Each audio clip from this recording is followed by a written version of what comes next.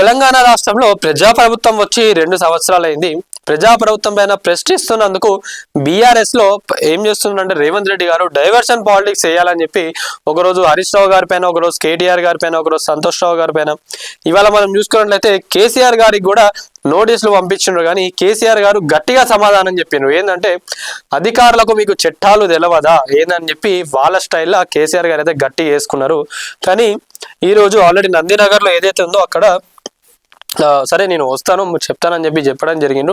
కానీ గతంలోనే కేసీఆర్ గారు ఆల్రెడీ ఒక పెద్ద మీడియా ఛానల్లో చెప్పిండ్రు. ఏంటంటే ఇంటెలిజెన్స్ అనేది ఏదైతే ఉందో దాంట్లో కొన్ని డివిజన్స్ ఉంటాయి, దాంట్లో ఇవన్నీ కూడా నడుస్తాయని చెప్పి చెప్పడం జరిగిండ్రు. కానీ వీళ్ళు ఏంటంటే ఇంకా ఏదో డీప్గా చేసిండ్రు అన్న దానిపైన వీళ్ళు ఏదో నడిపిస్తూ ఉన్నారు ప్రజాప్రభుత్వం. ఎప్పుడు ఎవిడెన్స్లో రావాలో ఎప్పుడు సరే అదంతా తర్వాత పాటు. కానీ ఇప్పుడు ఏమైతుందంటే మున్సిపల్ ఎలక్షన్స్ ఏవైతే ఉన్నాయో సర్పంచ్ ఎలక్షన్స్ లో బీఆర్ఎస్ కు కొంచెం మెజారిటీ సీట్స్ రాగానే కాంగ్రెస్ భయపడింది. కాబట్టే వీళ్ళందరినీ కొంచెం ఈ కేసులల్లా ఈ ఇంట్రాగేషన్లల్లా తిప్పితే వీళ్ళు వచ్చి ఇక్కడ నియోజకవర్గాలల్లా ఎక్కడైతే మున్సిపల్ ఎలక్షన్స్ జరుగుతాయో అక్కడ వీళ్ళు ప్రచారాలు చేయరు. అప్పుడు బీఆర్ఎస్ ఓడిపోతుంది, కాంగ్రెస్ కి మెజారిటీ సీట్స్ వస్తాయని చెప్పి ఈ సిట్ ఏదైతే ఉందో ఇది నడిపిస్తా ఉన్నారని చెప్పి కొంతమంది అంటా ఉన్నారు. ఇంకొకటి ఏంటంటే చాలా షార్ట్ టైం, అసలు ఎవరు కూడా దీనిపైన ఆలోచిస్తలేరు. కానీ 10 రోజులల్లా ప్రచారాలు చేసుకోవాలంట. మరి మేడారం జాతరలో అందరు ఉన్నప్పుడు మరి రేవంత్ రెడ్డి గారి సొంత సలహాలా లేదా రేవంత్ రెడ్డి గారికి ఎవరు చెప్తున్నారు, దీనివల్ల ప్రజాప్రభుత్వం పైన ఎన్ని విమర్శలు వస్తాయి, ఎన్ని మచ్చలు పడతాయి అనేది ఆలోచిస్తున్నారు లేదా తెలియదు. కానీ సమ్మక్క సారక్క జాతర అయ్యేటప్పుడు నామినేషన్లు వేసుకోవాలంట, నామినేషన్లు ఉపసంహరించుకోవాలంట. దానికంటే ఒక టైం లిమిట్ పెట్టిండ్రు, 3-4 డేస్లో అది పెట్టిండ్రు. సమ్మక్క జాతరకు పోవాలా అండ్ నామినేషన్లు వేసుకోవాలా ఖాళీ కాంగ్రెస్ నాయకులే అంటున్నారు. కాంగ్రెస్ లో ఉన్న కొంతమంది సీనియర్ నాయకులే అంటుండ్రు. మొన్న నేను ఒక కాంగ్రెస్ సీనియర్ నాయకులని ఒక ఏరియాకి సంబంధించిన ఒక సీనియర్ కాంగ్రెస్ నాయకురాలని కలిసినప్పుడు ఏమంటున్నారంటే ఆ రోజు పాపం వాళ్ళు మేడారం పోయేది ఉండే ఇప్పుడే మా డిస్టిక్ వాళ్ళందరూ ఇన్ఛార్జ్లు ఎవరైతే ఉన్నారో వాళ్ళందరితో మీటింగ్ పెట్టినా అంత హడావిడి అయింది. ఇక్కడే మేడారం పోవాలి, మా మొక్కలను అప్పచెప్పుకోవాలి, ఈ టైంలో ఇది పెట్టిండ్రు, మళ్ళీ ఆడికెళ్ళి రావాలి, మళ్ళీ ఆడికెళ్ళి ఇడికి వచ్చినాక మళ్ళీ ఎవరైతే విత్డ్రాల్ చేసుకుంటారో కదా అవన్నీ కూడా మేము చూసుకోవాలని చెప్పి కాంగ్రెస్ సీనియర్ నాయకురాలు చెప్పిన ముచ్చట ఇది.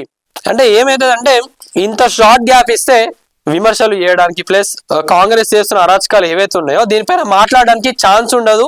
బీఆర్ఎస్ వాళ్ళందరినీ కూడా ఈ ఫోన్ ట్యాపింగ్ కేసు ఏదైతే ఉందో దానిలో తిప్పితే వాళ్ళు బిజీ అయిపోతారు. మనం మంచిగా మన ప్రచారాలు చేసుకొని క్లీన్ గా సాగిపోవచ్చు.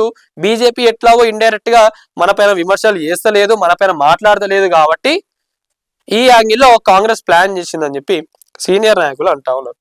మరి గులాబీకి ఎదురు లేదు, కాంగ్రెస్ కు చోటు లేదు. ఎందుకంటే ఆల్రెడీ మనం చూసినాం సర్పంచ్ ఎలక్షన్స్ లా బీఆర్ఎస్ ఎంత మెజారిటీ సాధించిందో ఏందని కూడా చూసినాం. ఇక్కడ ఇంకొక పాయింట్ కూడా బీఆర్ఎస్ వాళ్ళు మీరు గట్టిగా పట్టుకోండి, కాంగ్రెస్ నాయకులు కూడా మీరు కూడా వినండి. ఇంత షార్ట్ పీరియడ్ పెట్టుకున్నారు కదా, మరి ఏం చెప్పి మీరు ఓట్లు అడుక్కుంటారు అనేది ఒక్కసారి జనాలకు చెప్పండి. మీ ఏరియాకులో మేము రోడ్లు వేస్తాం, డ్రైనేజీలు మంచిగా చేస్తాం, నీట్నెస్ ఉంచుతాం అని చెప్తారా? ఫండ్సే లేవు కదా. కేసీఆర్ గారు మొత్తం అప్లపాలు చేసిందని చెప్పి చెప్తా ఉన్నారు కదా కాంగ్రెస్ నాయకులు. మరి మీరు ఏం చెప్పి డెవలప్ చేస్తారా? నిధులు ఇస్తామని చెప్పి మీరు ఓట్లు అడుక్కుంటారా? నిజంగా కాంగ్రెస్ నాయకులు ఎవరైనా అట్లా అడిగితే ఫండ్స్ లేవు కదా, ఏడికెళ్ళి ఇస్తారు అనేది ఫస్ట్ మీరు చెప్పండి. అప్పుడు మేము కాంగ్రెస్ కి ఓటేస్తామని చెప్పానండి. దానికి ఆన్సర్ చెప్పకపోతే చెప్పరాలి, ఎట్లాగో చెప్పకపోతే చూడండి. అప్పుడు డీలా పడుతున్న కాంగ్రెస్ శ్రేణులు, కాంగ్రెస్ లో కనిపించని పోటీ పుట్లాటలు, మున్సిపాలిటీలో ముందుకు రాలేకపోతున్న కాంగ్రెస్ నాయకులు, ప్రజల ముందుకు వెళ్ళాలంటే ఇబ్బంది పడుతున్న కాంగ్రెస్ శ్రేణులు, ప్రచారానికి చాలా చోట్ల ముఖం చాటేస్తున్న కాంగ్రెస్ కార్యకర్తలు. జనాలందరూ అడుగుతారు ఇప్పుడు మీరు ఇస్తా అన్న 6 గ్యారంటీలు ఏడున్నాయని. ఎందుకంటే ఎప్పుడో ఇద్దాం అనుకున్న ఇంద్రమ్మ చీరలు మీరు పట్టుకొని మొన్న రీసెంట్ గా సంక్రాంతి అప్పుడు, ఫెస్టివల్స్ ఉన్నప్పుడు, ఎలక్షన్స్ ఉన్నప్పుడు వంచుతా అంటే ఎవరైనా ఎందుకు తీసుకుంటారండి? మీరు ఇస్తా అన్న 2500 ఏడున్నాయి అని చెప్పి మొన్న మంత్రులు, సీనియర్ మంత్రులు ఎవరైతే ఉన్నారో వాళ్ళందరూ పోయి చీరలు వంచుతా ఉంటే సీనియర్ మంత్రుల పైన, సీనియర్ కాంగ్రెస్ నాయకులు ఎవరైతే ఉన్నారో వాళ్ళ పైన దుమ్మెత్తి వస్తూ ఉంటే వాళ్ళకు కూడా మస్తు బాధ అనిపించిందంట. రేవంత్ రెడ్డి గారు చేయబట్టి కాంగ్రెస్ లో ఇంత సీనియర్ అంటే ఫస్ట్ నుంచి కాంగ్రెస్ లో ఉన్న సీనియర్ నాయకులను మమ్మల్ని తిడుతా ఉన్నారు, ఏంది అసలు ఇదని చెప్పి వాళ్ళు కూడా చాలా బాధపడుతున్నారంట. వాళ్ళు ఇప్పుడు జనాల దగ్గరికి పోయి ఎట్లా అడుక్కుంటాం మేము ఓట్లు అని చెప్పి ఈ రోజు కాంగ్రెస్ నాయకులందరూ అంటా ఉన్నారు. అదే అంటున్నా, కాంగ్రెస్ లో ఎన్నికల కోలాహలం ఎక్కడ కనిపించడం లేదు. రేవంత్ రెడ్డి గారు పోయి దావోస్ లో ఉన్నారు. February 3 కు వస్తారంట. February 1 కి ఈడికి వస్తారంట. ఈడికి వచ్చి అందరితో మాట్లాడి కూర్చొని February 3 నుంచి ప్రచారాలకు పోతారంట. మరి ఈ 7 రోజులలో ఎన్ని నియోజకవర్గాలను తిరుగుతారు, ఏడేడని తిరుగుతారు, ఏం చెప్తారు, ఏం మాట్లాడతారు, ఏందనేది కూడా చూడాలి. ఇది నడుస్తా ఉన్నది. మళ్ళీ ఇక బీఆర్ఎస్ వాళ్ళని రానియకుండా మళ్ళీ ఆ కేసు అని ఈ కేసు అని వీళ్ళని అట్లనే ఇప్పించి ప్రచారాలకు వాళ్ళని కూడా రానియకుండా చేసి మెజారిటీ సీట్లు మన జేబులలో నింపుకుందాం అని చెప్పి చూస్తా ఉన్నారేమో. సొమ్ములు లేక తిప్పలు పడుతున్న నాయకులు, ఖర్చులు తడిసి మోపిడవుతున్నాయని కాంగ్రెస్ లో నెలకొన్న దిగులు, ప్రభుత్వంపై ప్రజా వ్యతిరేకత, బీఆర్ఎస్ కు కలిసి వచ్చే అవకాశం, ఇప్పటికే ప్రచారంలో దూసుకుపోతున్న గులాబీ దళం, దూసుకుపోతున్న కారును ఆపేదెవరు, మున్సిపాలిటీలలో గులాబీకి రెపరెపలు, కాంగ్రెస్ ను కాపాడుకునేది ఎవరు, ఒడ్డుకు చేర్చేది ఎవరు, పెద్ద ఎత్తున మున్సిపాలిటీలతో గులాబీలోకి పెరుగుతున్న వలసలు, చాప కింద నీరులా బలపడిన బీఆర్ఎస్ పార్టీ, బీఆర్ఎస్ లో కనిపిస్తున్న విపరీతమైన పోటీ, సారే రావాలన్న పాటలతో మారు మోగుతున్న ప్రచారం. ఇంకొకటి ఏంటంటే బీఆర్ఎస్ టికెట్ మాకే కావాలని చెప్పి కూడా క్యూలు కడతా ఉన్నారంట. మొన్న కూడా మనం చూసినాం ఏంటంటే ఒక సీనియర్ నాయకుడు, బీఆర్ఎస్ లో ఉన్న నాయకుడు బీజేపీ నుంచి వెళ్ళి కూడా కాంగ్రెస్ లోకి రావడం జరిగింది. అట్లా చాలా మంది నాయకులు కూడా ఎవరైతే ఉన్నారో వాళ్ళందరూ కూడా మళ్ళీ బీఆర్ఎస్ లోకి వస్తారు, బీఆర్ఎస్ ని గెలిపిస్తారని చెప్పి కూడా చెప్తా ఉన్నారు.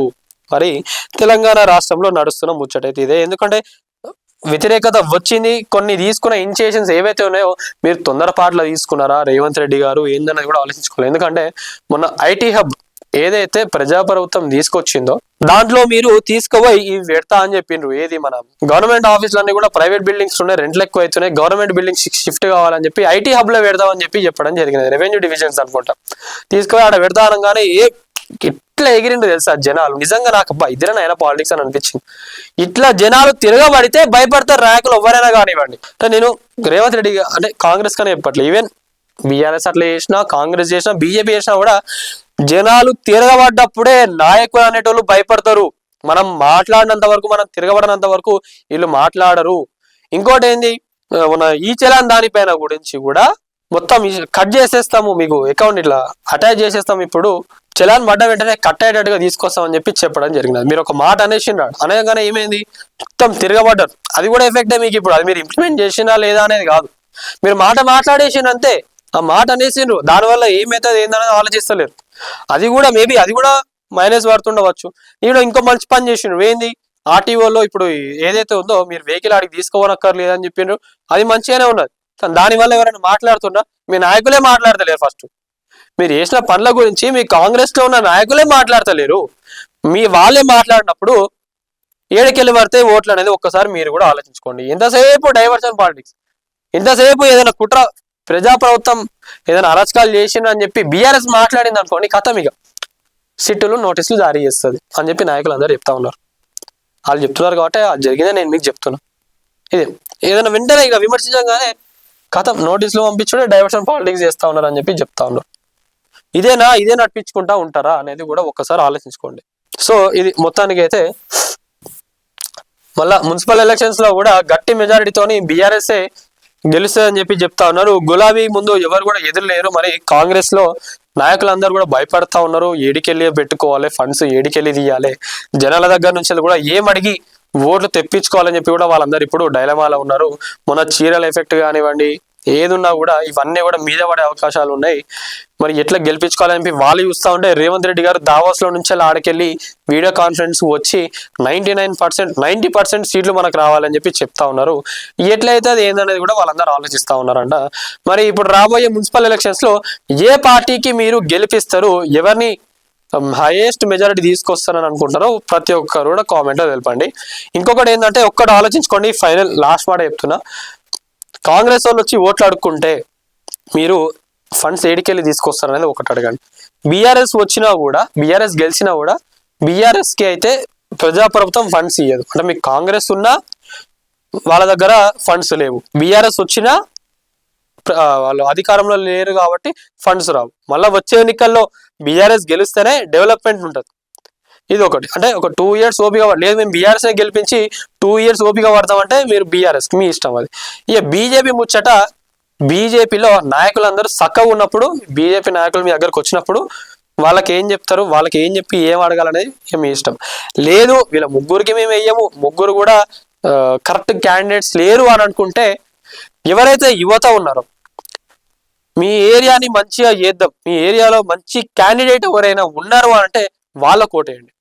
వాళ్ళ కోటేస్తే ఏమవుతుందంటే యువత కూడా అరే జనాలు మొగ్గు చూపుతున్నారు మా వైపు, మేము ఏదో చెయ్యాలని చెప్పి వస్తున్నాం, వాళ్ళు మమ్మల్ని గెలిపించే దిశలో ఉన్నారు అని చెప్పి వాళ్ళకు కూడా ధైర్యం వస్తుంది, కొత్త నాయకులను కూడా తీసుకొచ్చినట్లు అవుతుంది. డెవలప్మెంట్ అనేది ఇప్పుడు కాకుండా ఎప్పుడో ఒకసారి జరుగుతుంది. ఇక మన నాయకుల గురించి చెప్పాల్సింది కూడా ఏం అవసరం లేదు. ఎన్నో సంవత్సరాల నుంచి గట్లనే దరిద్రంగా రోడ్లు తయారైనాయి, గట్లనే ఉంటాయి, వాళ్ళు చెయ్యరు పీగరు. కాబట్టి ఈసారి మంచి క్యాండిడేట్ ఎవరైతే ఉన్నారో వాళ్ళకు ఓటేయండి. వాళ్ళు మేబీ అయినా ఫైట్ చేసి నిధులు తెప్పించి వాళ్ళు మీ ఏరియాని డెవలప్ చేసే ఛాన్సెస్ ఉంటాయి. మరీ అయితే వదిలేసే ప్రసక్తులు ఏడవుడు ఉండవు. కాబట్టి చూడండి, ఒక మంచి క్యాండిడేట్కి మీరు సెలెక్ట్ చేసి ఓట్ వేయండి. అది బీఆర్ఎస్లో ఉన్నాడా, కాంగ్రెస్లో ఉన్నాడా, బీజేపీయా లేదా ఇండిపెండెంటా ఏందో అనేది చూసి మీరైతే ఓటేసి మున్సిపల్ ఎలక్షన్స్లో ఎవరెవరికి చివాట్లు చెప్పాలి, ఎవరెవరిని గెలిపించుకోవాలి ఏందనేది చూసుకొని, ఇక మీ హ్యాండ్స్లోనే ఉన్నది కాబట్టి డబ్బుకి ఆశపడకుండా మీ ఏరియాని మంచిగా బాగా చేసేటోడు ఎవడైతే ఉన్నాడో వాళ్ళకు ఓట్లు వేయండి.